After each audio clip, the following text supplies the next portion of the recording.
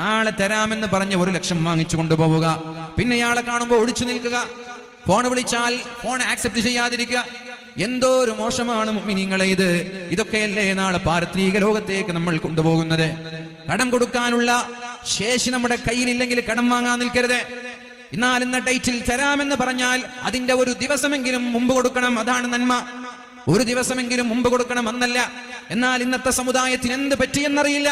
കടം വാങ്ങി ആവശ്യമായി ജീവിക്കുന്നവർ, കടം വാങ്ങി വാഹനങ്ങൾ എടുക്കുന്നവർ, കടം വാങ്ങി വീടെടുക്കുന്നവർ, അങ്ങനെ കടത്തിലൂടെ ജീവിക്കുന്ന എത്ര ആളുകൾ ഒരു മടിയുമില്ലാതെ, ഒരു നാണവുമില്ലാതെ, ഒരു ഉടുപ്പുമില്ലാതെ, എന്നിട്ട് കടം തിരിച്ചു ചോദിക്കുമ്പോൾ കടം കൊടുത്തവനോട് ശത്രുത തോന്നുന്നത്, കടം കൊടുത്തവനോട് ചൊടിയുണ്ടാവുക. നിങ്ങൾക്ക് എന്താ തിരക്ക്?